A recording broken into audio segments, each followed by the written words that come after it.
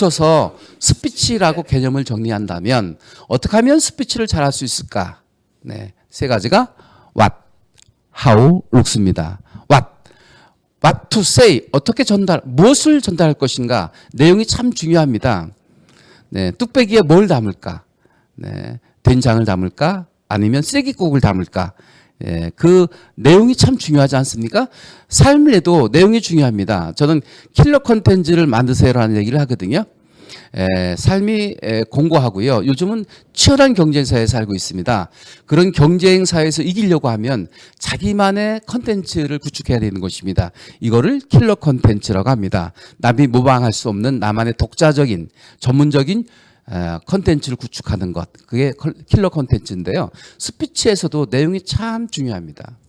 말하고 싶은데 말할 내용이 없다. 이거는 정말 누구도 구제할 수 없고 누구도 도와줄 수 없는 일입니다. 본인이 말할 거리를 만들어야 된다는 것이거든요. 말할 거리. 네. 관심을 가지면 사랑하게 되고 사랑하면 보이나니 그때 보이는 것은 전과 같지 않으리라는 유홍준님의 문화답사기에 그 인용된 문구를 말씀을 드려보고 싶습니다. 관심을 가지면 보입니다. 그리고 그 보이는 것들을 통해서 깨달음을 오게 됩니다. 그런 것들이 바로 이야기거리가 될 수 있지 않을까라고 생각을 합니다. 키워드로 말하는 것을 한번 예를 들어 보겠습니다. 이 세상에 영원히 변하지 않는 진리가 세 가지가 있고요. 또 이 세상에 없는 것 세 가지가 있고요. 또 이 세상에 있는 것 세 가지가 있습니다. 자, 먼저 이 세상에 변하지 않는 진리는 없다는 것입니다. 다 변한다는 것입니다. 네. 따라서 사람도 변하고 세상도 변하고 진리조차도 변한다는 사실을 인정해야 된다는 것이죠. 두 번째, 이 세상에 영원한 것 없습니다.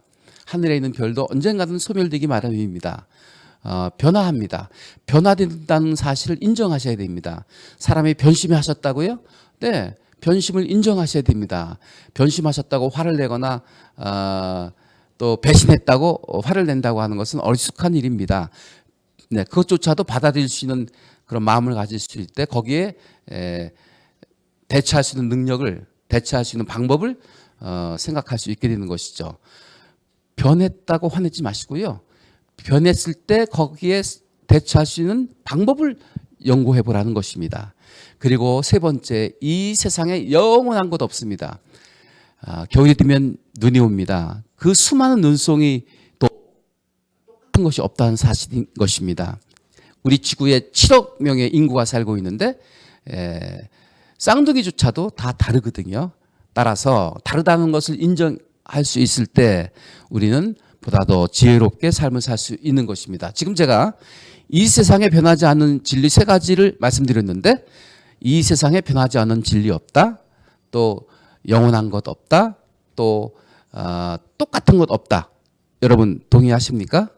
동의하신다면 박수 한번 보내주시죠. 네, 감사합니다. 네, 옆구리찌는 절 받는 격인데요. 옆구리찌로서라도 절 받아야 됩니다. 그래야 긍정적인 모드로 바뀔 수 있고 또 우정 모드가 발동이 되어서 박수를 끊임없이 보낼 수 있게 되는 것이죠. 제가 지금 박수를 요청했는데요. 앞으로 적절한 때 동의를 하시거나 또 공감을 하시게 되면 아마 박수가 나오게 될 것입니다. 그렇죠, 여러분? 네. 컨텐츠를 얘기하고 있습니다. what을 얘기하고 있습니다. 말할 내용이 중요한데 관심을 가지면 말할 내용들이 인풋되게 되고 또 깨닫게 되고 그런 것들을 모으게 되면 설득력 있는 이야기거리가 될 수 있다는 것입니다. 스몰 토크를 개발하라. 첫 번째 말씀드렸고요. 또 what을 또 분해하면 두 가지가 있는데 그 말하는 내용이 의미가 있어야 되고 또 하나는 재미가 있어야 된다는 것입니다. 이 의미를 로직이라고 하는데요. 이른 족틀 근거 없는 얘기를 해서는 설득력이 없죠. 사람들이 공감하지 않습니다. 사람들이 따르지 않습니다. 네, 로직 이론을 바탕으로 말을 해야 됩니다. 아까 이 로직 그 세상에 없는 것 세 가지, 있는 것 세 가지 그 예를 들어서 말씀드려 볼까요? 이 세상에 없는 것 세 가지가 있습니다. 네, 첫 번째가 뭔지 아십니까? 비밀 없다. 그렇죠? 낱말은 새가 듣고 반말은 쥐가 듣습니다. 네, 비밀 없습니다. 그러니 험담이거나 부정적인 얘기를 할 필요가 없죠. 네, 내가 내 밥 비싼 밥을 먹으면서 다른 사람들한테 왜 불편한 관계가 되고 또 욕을 먹어야 됩니까? 항상 긍정적인 또 유익한 말을 하실 수 있어야 됩니다. 왜냐하면 비밀이 없기 때문에 그렇습니다. 두 번째는 정답 없습니다. 인생에 정답이 있나요? 없습니다. 자기 소신대로 명분을 가지고 사는 것입니다. 그래서 자기답게 사는 것이 가장 아름다운 삶이고요. 지혜로운 삶이고 또 성공적이고 행복한 삶이라고 할 수 있겠습니다. 왜냐고요? 정답이 없으니까요. 네. 자기 스타일로 사는 것입니다. 세 번째 없는 것이 있는데요. 무엇일까요?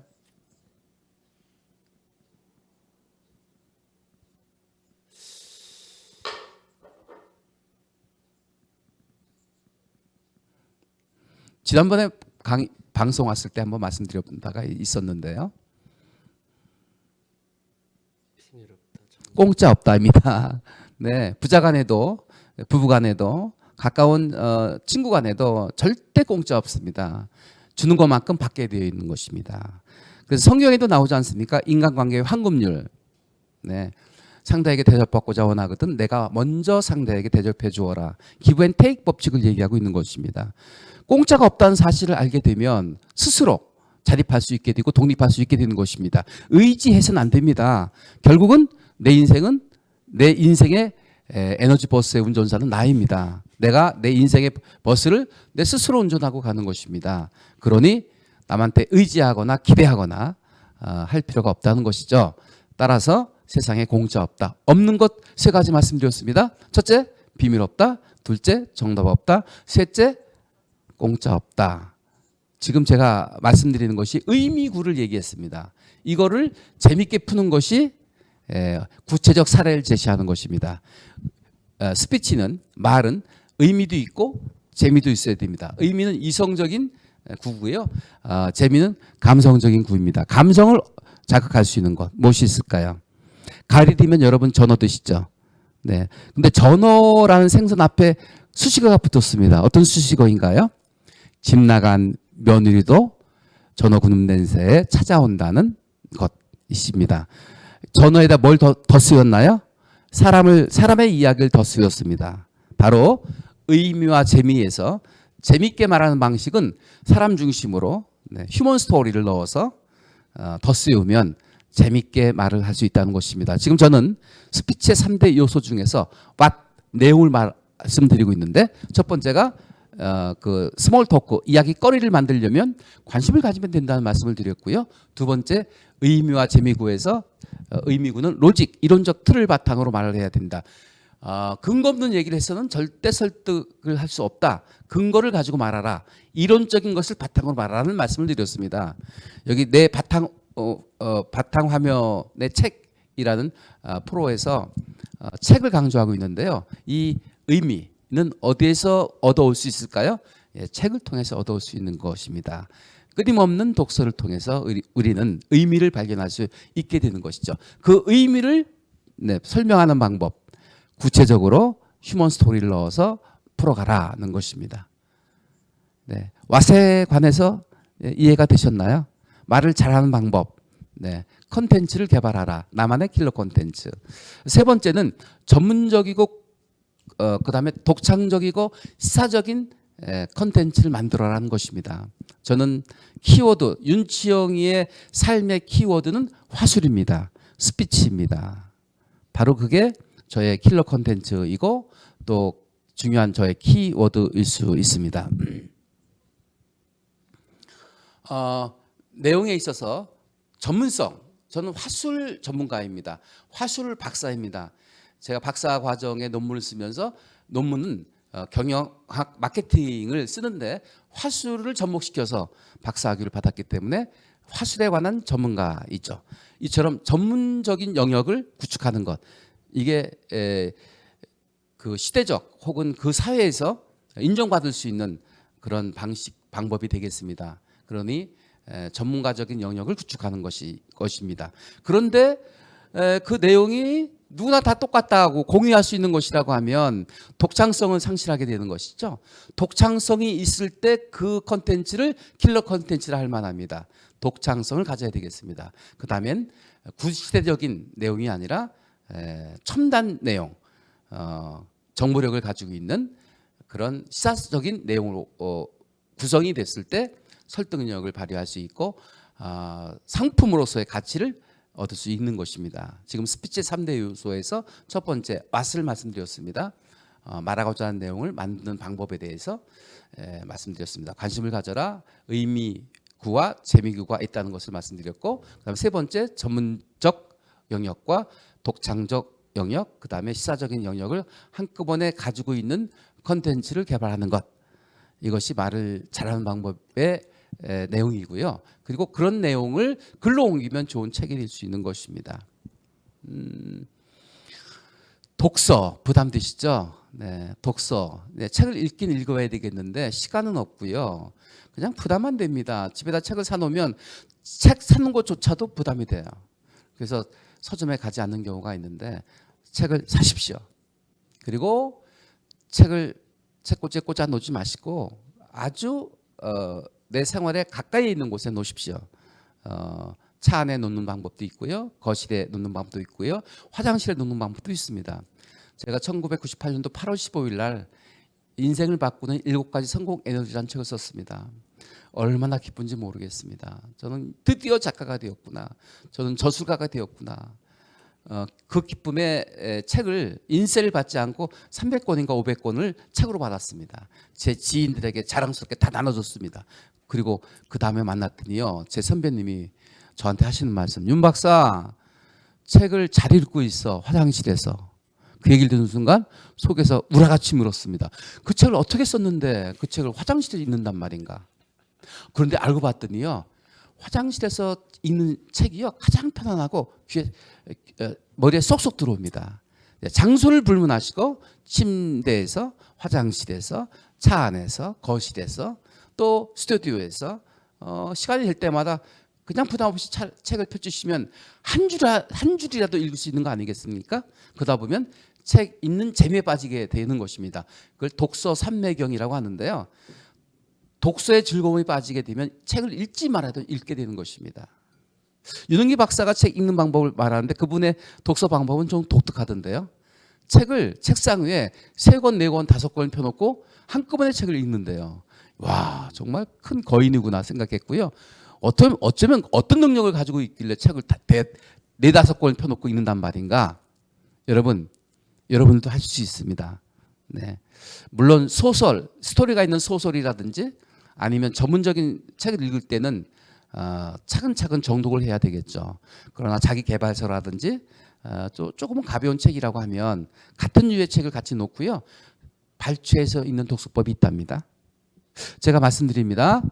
책은 양식을 쌓는 것이고 결국 말할 거리를 제공해 주는 최고의 방법입니다. 그런데 사람들이 책을 읽는 것을 부담스러워하는데 부담스럽게 하지 않는 방법은 장소를 구애받지 않고 읽어야 되는 것이고요. 또 하나는 발췌할 수 있는 방법도 있고요. 심지어는 책 제목만 읽어도 책 한 권에 요즘 15,000원에서 2만 원 하는데요. 그 가치가 충분히 있다고 생각합니다. 제가 가지고 있는 책 중에 이런 책이 있습니다. 성공하려면 조언하지 말아라.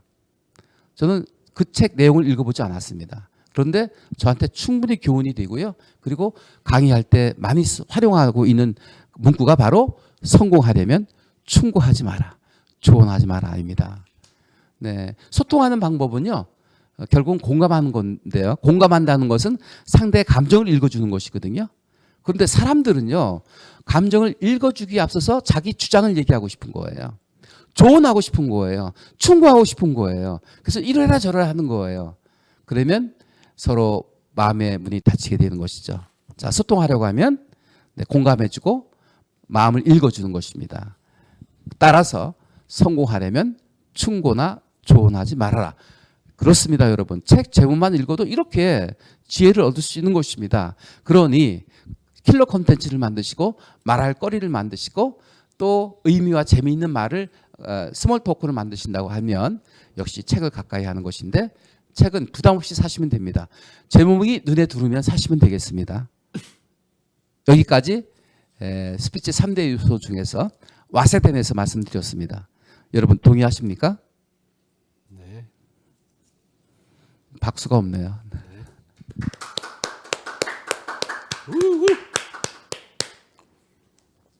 네, 두 번째는 how to say, 어떻게 그 내용을 전달할 것인가입니다. 실은 사람들이요, 제 대전 둔산에 아카데미를 20년간 운영하고 있는데 그 아카데미가 역사가 참 오래되었더라고요. 제가 처음에 20년 전에 강의를 어디서 출발했느냐면 대전대학교 외국어정보사회 교육에서 강의를 했습니다. 네, 5년간 했더라고요. 그러다가 누가 오피스텔을 준다고 해서 아너스빌이라는 오피스텔이 있는데 오피스텔에서 나와서 강의를 했습니다. 그랬더니 언젠가 하루는 광주에 있는 모 아나운서가 매주 토요일마다 강의를 들으러 왔는데요. 한 번은 그러더라고요.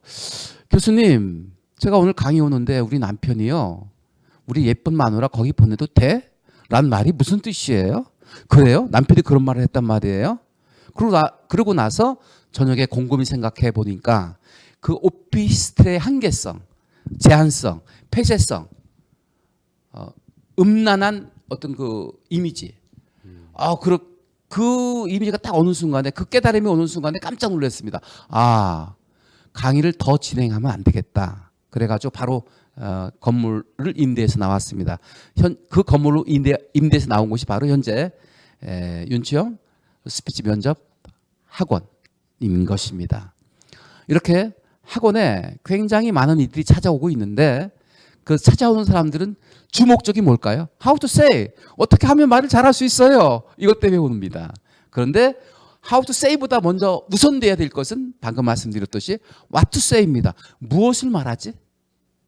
세상을 살아가는데도 What과 How가 중요합니다. 무엇을 어떻게 하지? 이게 중요합니다. 그렇죠? 네. 그래서 how to say, 어떻게 말을 할 것인가 몇 가지가 있는데 핵심적인 것만 몇 가지 말씀드려 보겠습니다. 첫 번째는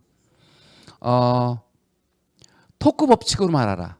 여러분 아까도 말씀드렸습니다만 사석에서 말을 유창하게 잘하고 분위기 메이커라는 소리까지 들을 정도로 분위기를 잘 잡는 사람이 있어요. 그런데 멍석만 펴주면 그냥 경직되고 말이 굳어져 버리고 할 말을 잃어버리는 사람들이 많이 있어요. 어떤 이들은 머리가 하얘집니다. 네, 패닉 상태에 빠집니다라고 하는 분들이 있거든요. 그래서 제가 그랬습니다. 그래요? 그러면 평상시처럼 말을 하는 방법이 하나 있죠. 네, 술을 조금 드시고 하시죠. 실제로 술 드시고 영업 보고를 하신 분이 있었습니다. 네, How to say 중에서 가장 문제가 되는 것은 긴장감, 심하게 말하면 마이크 공포증, 대중 공포증, 무대 공포증, 네, 발표 불안증으로 대변될 수 있는데 How to say에서 그 발표 불안증을 해소하는 방법은요, 토크 법칙입니다. 한번 따라서 하실까요? 평소의 생각을 평소의 언어로 대화하듯 말하여라. 이게 토크 법칙입니다. 이 토크 법칙은 윤치영이가 만든 법칙입니다. 제가 30여 년간 책을 쓰고 강의하면서 법칙을 6개 만들었는데 그 첫 번째 법칙이 토크 법칙인 것입니다. 평상시처럼 자연스럽게 말을 하는 방법은요, 평소의 소신을 가지고 평소의 생각을 가지고 평소의 단어로 대화하듯 말을 하는 것입니다. 근데 이게 잘 안 되거든요. 네, 그래서 토크 법칙을 만들었고요. 잘 안 될 때는 스피치 1법칙을 만들었는데 LST 법칙입니다. 바라보고 미소 띄고 그 다음에 말하여라 이겁니다. 네, 발표 불안증이나 또 긴장감을 가지고 있는 사람들은요, 앞에 나오면, 사람 앞에 서면 긴장하게 되고 또 말할 내용을 잃어버리는 경우가 있는데 그때 룩 바라보면 됩니다. 불안하거나 공포스러우면 사람들이 눈을 감아버리거든요. 눈을 감으면 앞이 보이지 않습니다. 더욱더 두려워집니다. 더욱더 공포스럽습니다. 그럴 때 직시하는 겁니다. 앞에 누가 있지? 보니까 저를 보고 웃고 있잖아요. 제 친구도 있고요. 제가 아는 분도 있네요. 네, 그러면 부담감이 없어지는 거거든요. 룩, 바라봐라. 바라보니까 뭐가 생기나요? 스마일, 웃게 되는 겁니다. 마음에 여유가 생깁니다. 유연해집니다. 부담감을 줄일 수 있습니다. 그리고 다음에 토크, 말하여라 이겁니다. 그래서 룩, 스마일, 토크가 스피치 1법칙입니다. 이걸 줄이면 LST 법칙이라고 합니다. 두 번째 법칙이요. SES 법칙이 있답니다. Simple, Easy, Short 법칙입니다. 초보자는요. 일을 하는 프로세스가 굉장히 복잡해요. 그리고 처음 말을 하라고 하면 복잡하게 말을 하려고 그래요. 어렵게 말을 하려고 그래요. 어렵게 말하는 게 아니라 심플, 단순하게. 복잡하지 않고 단순하게. 그 다음에 easy, 쉽게. 그 다음에 짧게 말하는 거. 이것이 두 번째 how to say 하는 방식인 것입니다. 제가 여러분 그 개인 코칭 받거나 그 과외를 받는 분들이 있잖아요. 제가 이런 얘기합니다. 대학생한테 과외 받지 마세요. 왜냐하면 대학생은요 자기 실력과 지식을 과시하려고 하거든요. 그러니까 쉽게 말하지 않고요, 가르치려 하지 않고 어렵게 가르치려고 하는 경향이 자기도 모르게 있답니다. 강의는 쉽게 해야 됩니다. 뭐 이런 의미를 담고 있는 이 법칙, SES 법칙이 있답니다. 심플하게, 그다음에 이지하게, 그다음에 짧게 말하여라. 나이가 들수록 장광설이라는 병에 걸리는데요. 마이크 잡으면 마이크를 양보하지 않고 마이크를 놓지 않으려는 경향이 있어요. 말을 잘 한다는 것은요. 아까 MC님하고 말씀드렸습니다만 말을 잘 한다는 것은 분별력 있게 말을 하는 것입니다. 필요할 때 필요한 말만 하는 것이거든요. 장황하게 말하는 것은 말을 잘하는 것이 아닙니다. 불필요한 말을 하는 것은 말을 잘하는 것이 아닙니다. 적재적소에 필요한 말을 할 수 있는 분별력과 판단력과 그런 절제력을 가지고 있는 사람이 말을 잘한다 할 수 있겠습니다. 따라서 길게 말하는 것보다는 짧게 말하는 것이 더 효과적이고 더 사람들로부터 각광을 받을 수 있다는 것이죠. 그래서 이 법칙이 simple, easy, short입니다. 이왕의 법칙에 관해서 나왔으니까 지금 how to say를 말하고 있는데요. 3법칙을 말씀드려 볼까요? 3법칙은 키스 법칙이라고 있습니다. KISS, 키스. 장수하려면 키스를 많이 하려고 하던데요. 여러분, 키스를 많이 하시나요? 조금 야한 얘기입니다만 키스를 많이 하시면 장수하신답니다. 혀를 많이 쓰시면 장수하신다는 거예요. 돈 셀 때 침 바르시죠? 그것도 장수하는 비결입니다. 돈을 많이 쓰시기 바랍니다. 장수할 수 있습니다. 돈을 세다 보면 어떻게 되나요? 행복해져요. 그러니까 혀를 많이 사용하십시오. 혀끝 중요합니다. 수다 떠는 거 이것도 장수하는 비결입니다. 감정을 숨기지 말고요. 지난 시간에 제가 감정 노동이라는 말씀 드렸습니다. 우리 현대인들은 다 감정 노동자입니다. 왠지 아세요? 감정을 밖으로 드러내지 않으려고 하거든요. 고객의 니즈에 맞춰서 스마일, 미소 띄워주고요. 긍정적인 말을 해주고요. 사랑스러운 말을 해줘야 되거든요. 그러니까 감정을 풀어낼 수가 없습니다. 그러나 장수하는 사람들은요. 수다스러워야 됩니다. 감정을 적당히 노출시켜야 됩니다. 그게 바로 키스 법칙입니다. 키스를 많이 하세요. 그럼 장수할 수 있습니다. 혀끝을 많이 사용하세요. 장수할 수 있습니다. 손끝을 많이 사용하는 것도 장수의 비결이라고 합니다. 대개 여성들이 남성에 비해서 10년 이상 더 오래 장수합니다. 그 이유는 뭔지 아세요? 여성들은 손꽃을 많이 사용합니다. 네. 할아버지가 먼저 돌아가시면 할머니는 더 오래 사세요. 10년 이상 사십니다. 왠지 아세요? 골칫덩어리가 사라졌거든요. 할머니는 할아버지가 돌아가셔도 만질 사람이 많습니다. 손자, 손녀, 며느리, 아들. 그리고 음식을 만들 때 손꽃으로 만들잖아요. 손꽃을 많이 사용하는 것이 장수의 비결입니다. 근데 함께 부부가 살다가 할머니가 먼저 돌아가시면 할아버지는 얼마나 더 오래 사실까요? 오래 버티지 못하고 돌아가십니다. 왠지 아세요? 만질 대상이 사라지는 것이니까요. 손끝을 많이 사용해야 되겠습니다. 네. 키스 법칙 지금 얘기하는 중에 지금 키스, 손끝, 혀끝 얘기했는데요. 이처럼 제가 삼천포로 빠졌다가 다시 올 수 있는 방법은 키워드가 서 있기 때문에 그렇습니다. 저는 지금 키스 법칙을 가지고 얘기하고 있다가 키스를 얘기하고 손꽃을 얘기하고 장수를 얘기했습니다. 자, 다시 돌아왔습니다. 키스 법칙으로. 이걸 워드 플레이하면 키워드로 말하여라, 아이스 브레이킹 하라, 셀프 어플리케이션 하라, 스마일스 하라 이런 말씀을 드렸습니다. 자, 풀어서 설명해 볼까요? 3법칙, 키스 법칙은요. 네, 키워드 살려라. 제가 말 잘하는 방법 한마디로 말씀드리면 키워드로 말하세요. 아까 세상에 없는 것 3가지 말씀드렸는데요. 있는 것 3가지 말씀해 볼까요? 키워드 세 가지입니다. 하늘에는 별이 있고 땅에는 꽃이 있으며 내 앞에는 당신이 있습니다. 와, 멋있는 말이지 않습니까? 지금 키워드가 뭐죠? 별, 꽃, 당신입니다. 네, 키워드로 말하여라. 키스에서 K는 키워드입니다. 그 다음에 아이스 브레이킹 하라는 뭘까요? 네, 경직된 분위기를 깨줘라.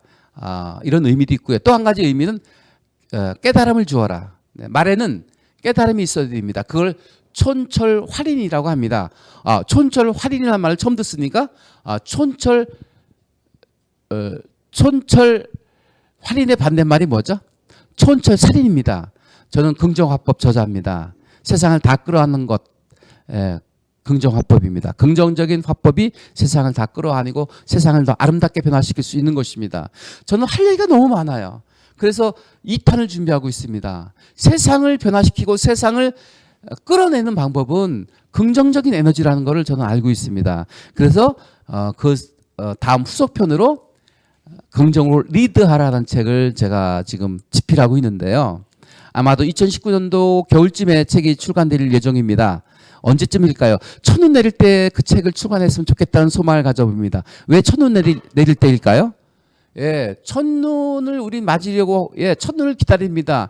그 기다림, 설레임, 누군가 함께 할 수 있다는 기대감, 얼마나 좋습니까? 얼마나 설레입니까? 네, 그래서 그쯤에 내고 싶은 거예요. 네, 긍정적 에너지가 세상을 변하게 합니다. 지금 키스 법칙을 말씀드리고 있는데요.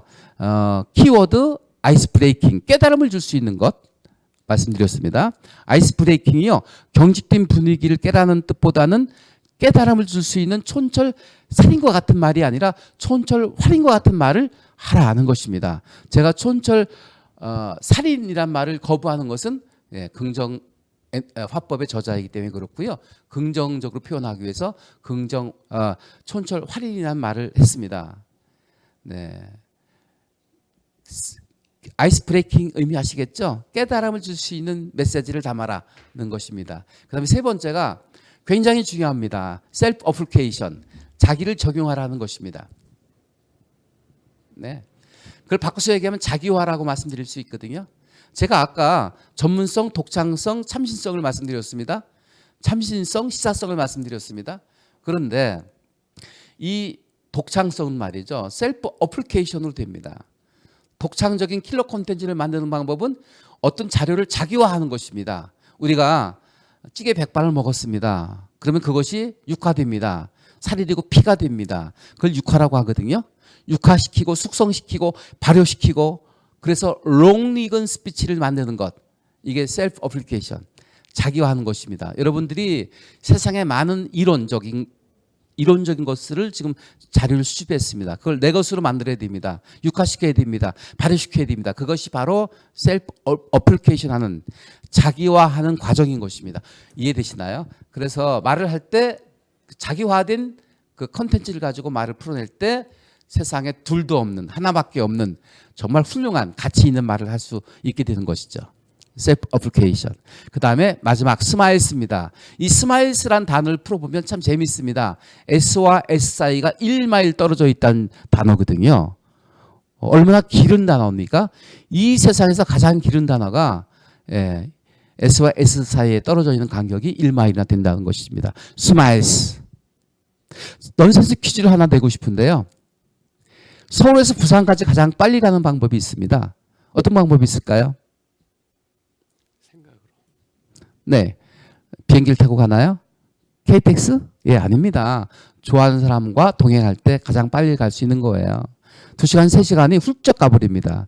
가장 멀리 가는 방법은 반대로 꼴도 보기 싫은 사람하고 동석해서 간다고 하면 얼마나 지루하겠습니까? 이 세상에 가장 빨리 갈 수 있는 방법은 좋아하는 사람과 동행하는 것입니다. 여행이 행복한 것은 좋아하는 사람과 함께하기 때문에 그런 것입니다.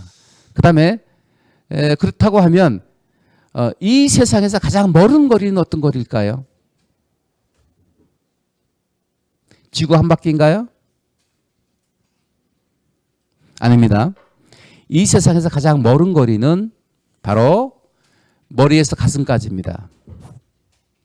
저희 아버님이 살아생전에 10원을 불필요하게 쓰면 20원 낭비하는 것이라는 말씀을 늘 하셨어요. 우리 아버님은 참 검소하셨고 검약하셨습니다. 불필요한 곳에 돈을 쓰지 않으셨던 어른이십니다. 근데 그 당시에는 무슨 말인지 몰랐어요.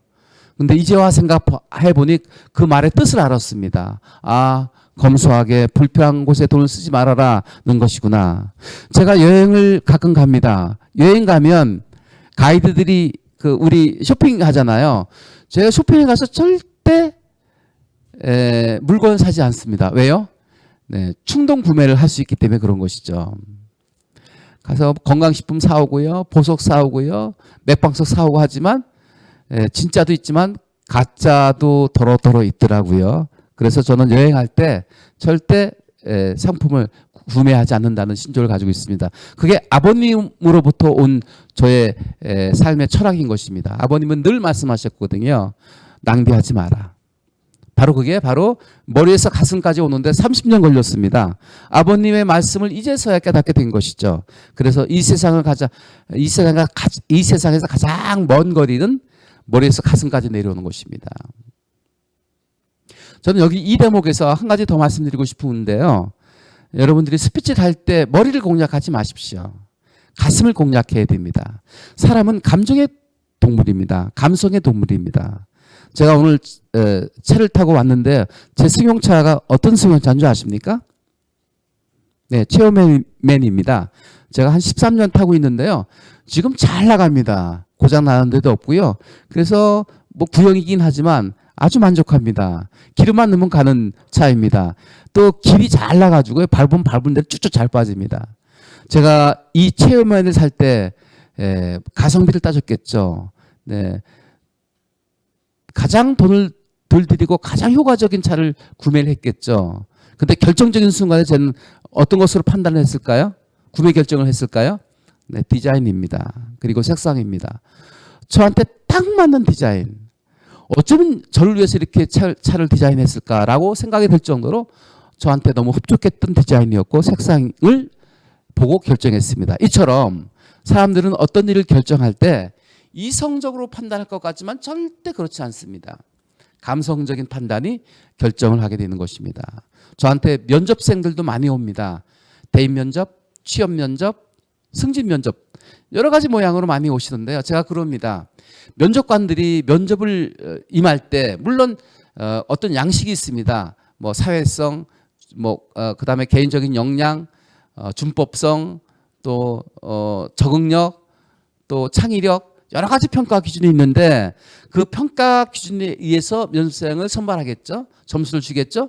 그러나 사람은 감성의 동물이고 감정의 동물입니다. 그래서 감성을 자극할 수 있는 이런 스피치, 이런 면접, 답변, 요령 하실 수 있어야 되겠습니다. 그래서 how to say, 어떻게 말을 할까? 이성적으로 공략하지 말고 감성적으로 어프로치 할 수 있고 감성적으로 다가갈 수 있고 감성적으로 설득하게 할 수 있는 그런 방식을 구사하라. 그게 바로 키스 법칙 말씀드릴까요? 키워드로 말하십시오. 아이스 브레이킹, 깨달음을 줄 수 있는 내용으로 준비하십시오. 그 다음에 셀프 어플리케이션, 자기를 적용하십시오. 그 다음에 스마일스, 재미있고 유쾌하게 말하십시오. 이런 말씀을 드렸습니다. 오늘 여기 스튜디오 안에는 스태프진들만 계시고 방청객은 없어요. 그래서 조금 어색합니다. 방청객이 있을 때는 저는 어떻게 할까요? 청중이 있을 때는 청중과 대화하듯 합니다. 질문하고 질문받고 질문하고 질문받고 그러면 거기서 웃음도 나고요. 아주 유쾌해지고요. 혼연일체가 될 수 있게 되는 것입니다. 따라서 how to say, 어떻게 전달할까? 주고받는 거예요. 네. 커뮤니케이션 기술 5가지가 있는데요. 스트로크, 레이블링, 스피킹, 리스닝, 퀘스천 5가지가 있거든요. 말하는 게 다가 아닙니다. 경청한 다음에 이해시켜라 이런 법칙도 있어요. 이 법칙은 스티븐 코비 박사가 5번째 습관이거든요. 성공하는 사람들이 7가지 습관 중에서 경청한 다음에 이해시켜라가 5번째 습관인데 그렇습니다. 경청도 중요합니다. 근데 더 중요한 게 있답니다. 스트로크, 레이블링, 스피킹, 리스닝, 퀘스천 중에서 정말 중요한 기술이 있답니다. 그 기술이 뭔지 아세요? 퀘스천. 질문하라.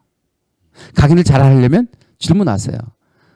연설을 잘하려면 중간에 질문하세요. 대화를 잘하려면 질문하세요. 소통을 잘하려면 질문하세요. 대화를 잘 풀어가는 방식은 질문하는 것입니다. 이 질문은 스피치 커뮤니케이션에서 망병통치약인 것입니다. 질문하세요. 말할 거리가 빈약하세요? 질문하세요. 상대가 말할 거리를 제공합니다. 재미가 없습니까? 질문하세요. 상대가 웃음을 자아나게 합니다. 네, how to say 어떻게 말할까요? 질문하세요. 호전일체가 되세요. 이런 걸 말씀드렸습니다. 그 다음에 마지막으로 중요한 기술을 말씀드리고 싶습니다. 오늘 조찬 특강에 배철옥 변호사를 만났는데 배철옥 변호사가 수요 CEO 과정에 나오십니다. 지금 18회 수강인데요. 100회를 목표로 하고 있습니다. 여러분, 제 아카데미에 오셔서 100회를 수강하려면 기간이 얼마나 걸리는 줄 아십니까? 1년은 52주, 54주죠. 물론 이제 추석 명절도 있고요. 설날 명절도 있고 하면 빼고 나면 50번 채우기 힘들어요. 그러면 100회를 수강하려면 2년 반은 소요가 돼야 되거든요. 2년 반 동안 빠지지 않고 나오시겠다는 결의를 가지시고 지금 수강하고 계신 배철욱 변호사님이 중요한 재판에 있었는데 승리하셨어요. 이겼어요. 근데 그분이 저한테 굉장히 고맙게 생각하는 게 있습니다. 뭔지 아세요? 포즈를 쓰는 거라는 얘기를 했는데 그거를 적용했습니다. 말을 할 때 서두르지 않습니다. 침착하게 뚱벙뚱벙 호시우보처럼. 호시우보가 뭔지 아시죠? 호랑이 눈처럼 앞을 직시하고 우보 우직하게 황소걸음처럼 걸어나가라. 말을 잘하는 방법이요. 설득력 있게 말을 하는 방법이요. 포즈를 쓰는 것입니다. P-A-U-S-E 말과 말 사이를 끊는 것입니다. 워싱턴의 대통령은 우리의 땅을 사고 싶다는 편지를 보내왔습니다. 하지만 어떻게 하늘이나 땅을 사고 팔 수 있겠습니까? 지금 포즈 썼거든요. 워싱턴의 대통령은 우리의 땅을 사고 싶다는 편지를 보내왔습니다. 하지만 어떻게 하늘이나 땅을 사고 팔 수 있겠습니까? 이 말보다는 전자의 말이 훨씬 더 귀에 잘 들리고 설득력을 높일 수 있게 되는 것입니다. How to say 어떻게 말을 하는 것인가요? 포즈 쓰세요. 그러면 템포가 나옵니다. 500년 도읍지를 필마로 돌아더니 산천은 의고하되 인걸은 간대없네. 어주보 태평요놀이 꾸미련가 하노라. 포즈를 쓰면 템포가 나옵니다. 템포는 뭔가요? 리듬, 박자입니다. 템포는 뭘 우리에게 안겨주나요? 신병을 일으킵니다. 신바람을 일으킵니다. 그 흥이 납니다. 흥 나는 문화, 신바람 문화 아시죠? 이민우 교수의 W 이론 중에 나오는 얘기입니다. 네, 강의가 신바람이 나야 됩니다. 대화가 신바람이 나야 됩니다. 삶이 신바람이 나야 됩니다. 삶의 현장이 신명이 나야 됩니다. 신명을 나는 방법은 템포를 구사하는 것입니다. 리듬감을 구사하는 것입니다. 아리랑 아리랑 아라리요. 이게 뭘까요? 네, 템포가 들어갔습니다. 리듬이 들어갔습니다. 그래서 노래가 되는 것입니다. 노래는 유쾌합니다. 여러분, 무료하십니까? 삶이 무료하다고 생각하실 때 콧노래를 불러보세요. 그러면 흥이 납니다. 네, 이제 여행을 떠나요. 또 오늘 같은 밤, 또 대한민국 이런 노래 좋아하는데요. 그런 노래 흥얼흥얼대면 파초란 노래도 좋아합니다. 그러면 힘이 납니다. 삶이 즐거워집니다. 제가 좋아하는 노래가 또 하나 있습니다. 여러분 좋아합니다. 여러분 좋아합니다. 좀 굉장히 고음을 쓰는 노래죠. 그 다음에 파초란 노래도 좋아합니다. 네. 그리고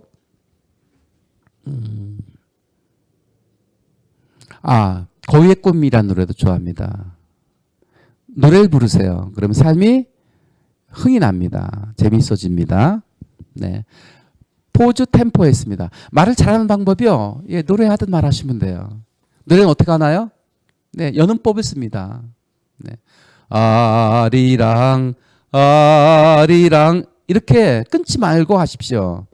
여러분, 말을 잘하는 방법은요, 노래하듯이 하는 것입니다. 제가 지금 영문법을 써서 말을 좀 구사해 봤거든요. 자, how to say 어떻게 말을 할까요? 네. 질문하세요. 퀘스천이 명약입니다. 만변통치약입니다. 네. 그다음에 대화하듯 말을 풀어가는 것입니다. 그다음에 스피치 5가지 법칙 말씀드렸는데요.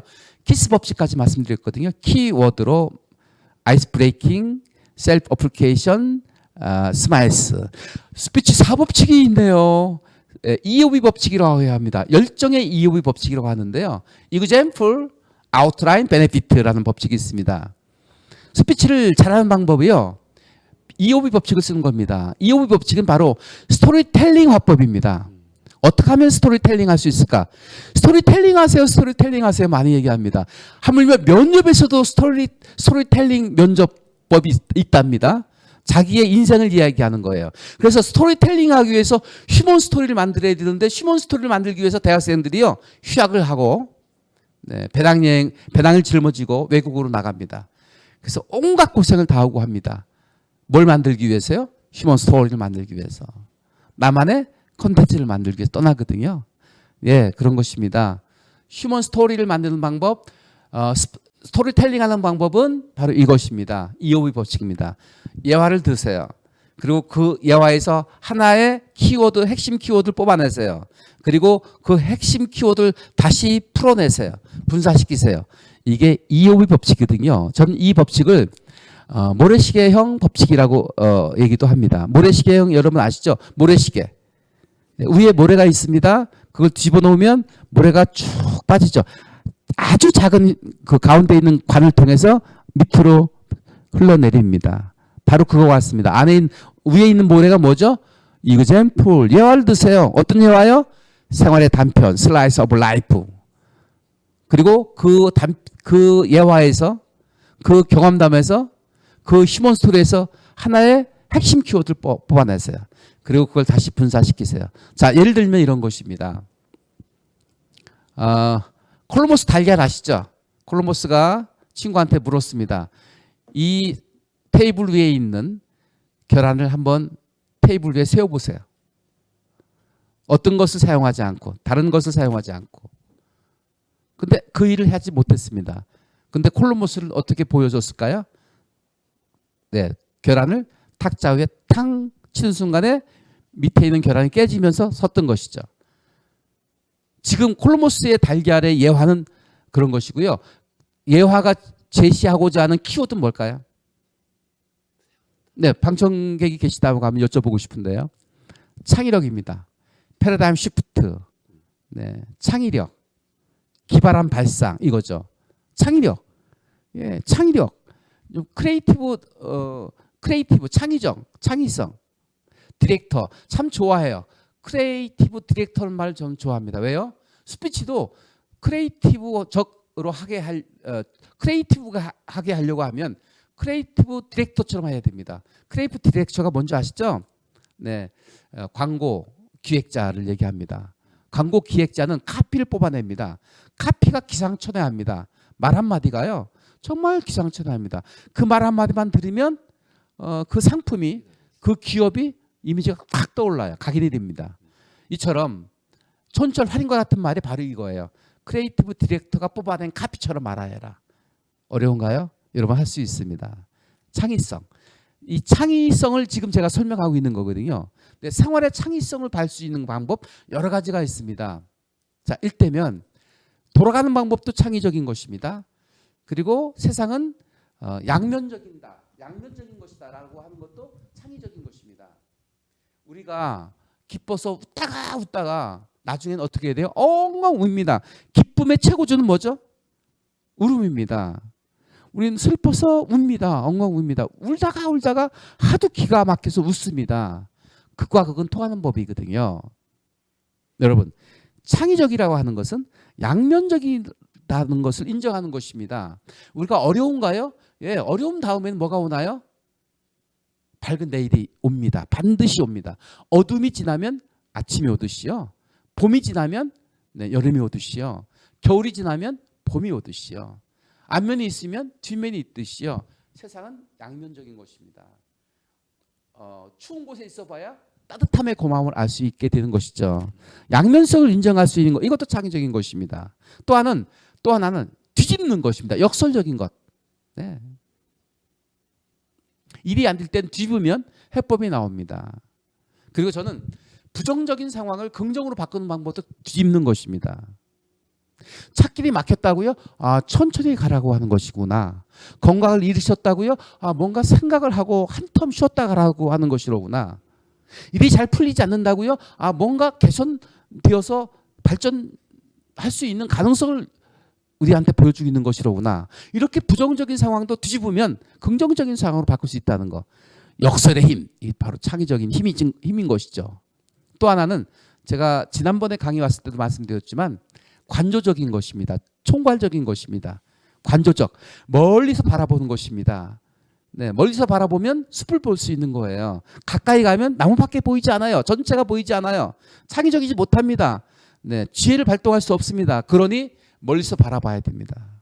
여러분, 한번 눈을 감아 보실까요? 네, 그리고 깊이 있게 숨을 들이마셨다가 내뿜어 보실까요? 사람이 태어나면 어렸을 때는 배로 호흡을 합니다. 그래서 태어나기 전에 아기는 엄마 뱃속에서 태아호흡이라는 것을 하게 됩니다. 2살이 되고 또 나이가 먹어갈수록 그 호흡의 중심이 위로 올라오게 되거든요. 나중에는 가슴으로 숨을 쉽니다. 얘야 왜 이렇게 숨이 가쁘다냐 하시면서 하소연하시죠. 호흡의 중심이 위로 올라왔기 때문에 떠 있어요. 그러니까 그분은 오래 사실 분이 안 되는 거예요. 건강을 잃으신 거예요. 나중에는 어떻게 되나요? 목젖에서 숨이 멈춥니다. 하면서 운명하시더라고요. 그래서 여러분 장수하고 또 젊고 건강하게 사는 방법은요. 호흡의 중심을 밑으로 내려주는 겁니다. 그래서 흉식 호흡이 아니라 복식 호흡을 하는 거예요. 여러분 복식 호흡으로 숨을 들이마시고 천천히 내뱉으시고요. 눈을 감고 하면 이게 호흡 명상이 되는 거고요. 지금 여러분 눈을 감으셨나요? 저만 눈을 감고 있습니까? 함께 해주시죠. 투게더 함께 하는 것이 가장 행복한 삶의 기술이고 사랑하는 방법입니다. 살아가는 방법은요. 함께 동행하는 거예요. 함께 시장을 가고 함께 등산하고 함께 맛있는 음식 먹고 함께 수다 떨고 함께 밤을 새우고 함께 방송 듣고 이런 것이지 않습니까? 눈을 감아주시고요. 네. 지금 내 몸에서 혼을 바깥으로 이탈을 시키겠습니다. 이탈이 됐나요? 네. 공중으로 부상하겠습니다. 올라가 보실까요? 여기 진출에 있는 FM 교육방송 지붕이 보이네요. 네, 좀 더 올라갔더니요. 청주가 보이는군요. 좀 더 올라가 보실까요? 한반도가 보입니다. 옆에 일본도 있고 중국도 있네요. 네, 내 삶의 그 둘레 울타리가 보이시나요? 너무 작아서 보이지 않아요. 그럼 조금 내려와 보실까요? 네, 다시 진출에 있는 FM 교육방송 지붕 위에 있습니다. 내 모습이 보이는군요. 저는 대전에서 진천에서 그 둘레에서만 아주 아둥바둥 살고 있군요. 얼마나 사는 모습이 울타리 쳇바퀴 돌도 살고 있습니까? 조금 벗어나 보면 더 넓은 세상을 볼 수 있는데 이것이 뭔가요? 관조적 사고법입니다. 좀 멀리 바라보면 전체를 읽을 수 있게 됩니다. 일희일비하지 않게 되는 것입니다. 작은 것에 너무 연연하지 마십시오. 작은 것에 너무 집착하지 마십시오. 지금 현실에 너무 집착하지 마십시오. 이것만이 다가 아닙니다. 내일이 있습니다. 더 큰 것이 있습니다. 큰 것을 바라볼 수 있고 더 앞날을 내다볼 수 있는 그런 크리에이티브적인 사고, 바로 관조적 사고법이신 것입니다. 저는 가끔 일탈합니다. 파탈합니다. 파괴하고 일탈합니다. 저는요 새벽 5시까지 때론 친구들과 어울리고 동료들과 어울릴 때가 있습니다. 시간에 구애받지 않습니다. 어떤 이는 12시까지 들어가야 된다고 해요. 어떤 이는 7시 이전에 식사를 7시 이후에는 음식을 먹으면 안 된다고 얘기를 해요. 그리고 저녁에 일찍 자는 것이 건강에 좋다고 해요. 근데 저는 야행성입니다. 때론 모든 정해놓은 룰을 다 깨버립니다. 그리고 마음 가는 대로 몸 가는 대로 파탈적으로 살 때가 있습니다. 그럴 때 삶이 더 풍요로워지고 삶이 더 다이나믹해지고 삶이 더 가치가 있어진다고 저는 생각을 하는 사람입니다. 매일이면 매일 그렇게 살다고 하면 이건 방탕적인 생활이 되겠죠. 가끔은 그런 삶이 필요하지 않을까라는 주장을 하고 있습니다. 여러분 동의하십니까? 동의하신다면 박수 한번 주시죠. 여기 제가 FM 교육방송에 오면서 앉아서 강의하는 거 오늘 버킷리스트 중에 하나 있는데 소원 풀었습니다. 두 번째 버킷리스트가 뭔지 아세요? 버스킹 하는 거입니다. 저 앞 밖에 있는 버스가 완전히 개조가 되면 버스를 몰고 나가서 아주 번화가에서 사람들을 모아놓고 버스킹 강의를 하고 싶은 것이 소망입니다. 또 하나 소망이 있는데요. 저녁에 여기 한번 오늘 8가지 주제를 가지고 강의를 왔는데 지금 한 가지 주제도 아직 안 끝났거든요. 그래서 다음번에 주제를 가지고 올 때는 저녁에 어떻게 시간을 내서 오게 되면 저녁에 강의하고 이 진천의 맑은 공기와 쏟아지는 별을 보면서 삼겹살 파티를 하고 싶은데요. 우리 이승훈 PD님 가능한가요? 네, 감사합니다. 네, 그게 파탈적인 것입니다. 자, 제가 지금 너무 장황하게 말씀드렸는데요. 이오비 법칙을 말씀드렸거든요. 지금 콜럼버스의 달걀을 얘기했습니다. 이 달걀에 주는 의미는 메시지는 뭔가요?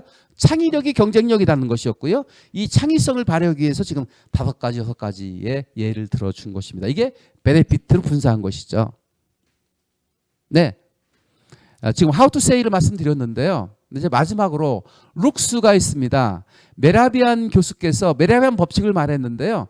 말하는 내용이 7%, 전달하는 스킬이 38%, 그리고 나머지 55%는 뭔가요? 비언어적 요소라는 것이죠. 사람들은 설득당하기 전에 여기서 여러분 설득을 하고 싶으세요? 아니면 설득을 시키고 싶으세요? 이 질문의 의도가 무엇이냐면요. 사람들은 설득당했다고 생각하면 기분 나빠합니다. 내가 설득당했어. 여러분 설득시키려고 하지 마시고요. 설득하세요. 스스로 설득하게 하세요. 그게 바로 뭐냐면 질문함으로 여기까지 왔는데 선생님 이제 제가 할 일은 무엇일까요? 라고 얘기하면 본인이 답을 줘요. 이게 정답입니다. 지금 쓰세요. 지금 오다를 작성하세요. 지금 계약을 하실까요? 이게 아니고요. 그 다음 단계는 어디로 가야 될까요? 이렇게 개방형 질문함으로 스스로 설득되게 하는 것이 되겠습니다. 자, 설득하려면 내용도 중요하고 전달하는 스킬도 중요하지만 그보다 더 중요한 것은 비언어적 요소, 룩스, 어떻게 보여주고 있는가라는 것입니다.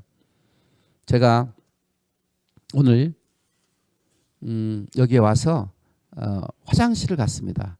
제가 화장실 가서 점검하는 게 뭔지 아십니까? 바지에 자크는 올렸는가? 명강사가 마지막으로 점검하는 사항이 뭔지 아세요? 바지에 자크 올렸는가입니다. 네, 어떻게 보면 무슨 얘기지만 어떻게 보면 심각한 얘기입니다. 강사가 외적으로 손색이 없어야 되거든요. 네, 빠뜨린 게 있으면 안 되거든요. 그래서 아주 말쑥하게 정숙하게 나와서 면대면을 하려고 하면 흐트러짐이 없어야 되는 것이거든요. 룩스는 어떻게 보면 애티튜드하고도 부응하는 말이라고 생각합니다. 애티튜드, AITTITU, 애티튜드 참 훌륭한 말입니다. 이 알파벳에서 A를 1로 대응하고요. B, 2, C, 3, 그래서 Z 24까지 대응해서 애티튜드를 숫자화하면 딱 100이 되는 숫자가 애티튜드입니다. 가장 완벽한 숫자, 애티튜드. 랄리지, 로직, 러브, 스튜던트 이런 단어, 그다음에 럭키 이거 숫자로 변조해 보면 100이 되지 않습니다. 근데 오로지 애티튜드만 100이라는 완전한 숫자를 의미하게 되는 것이죠. Life is attitude. 삶은 애티튜드입니다. 어떤 태도로 사는 것인가가 결정하는 것이죠. 그래서 저는 이 애티튜드가 긍정적 애티튜드여야 된다. 긍정적 관점을 가지고 있어야 된다. 당신의 삶이 유익하고 행복하고 가치 있고 성공적이고 또 다른 사람들의 모범이 될 수 있는 삶을 살고자 하거든. 삶의 방식을, 삶의 관점을 긍정화시키세요. Making of 포지티브적인 삶을 사세요. 이렇게 말씀드릴 수 있게 되는 것입니다. 네, 룩스 말씀드릴까요? 5가지가 있는데 한번 따라서 하실까요? 아이 컨택, 페이스, 보이스, 제스처, 포즈, 이 5가지입니다. 이게 바로 상대한테 어떻게 보여주고 있는가입니다. 아까 대담 중에 제가 활용점점이라는 말씀을 드린 바가 있는데요. 네, 그 벽에 벽화를 그리면서 용을 그렸는데 눈을 찍는 순간 그 용이 하늘로 승천했다. 이게 활용점점 아니겠습니까?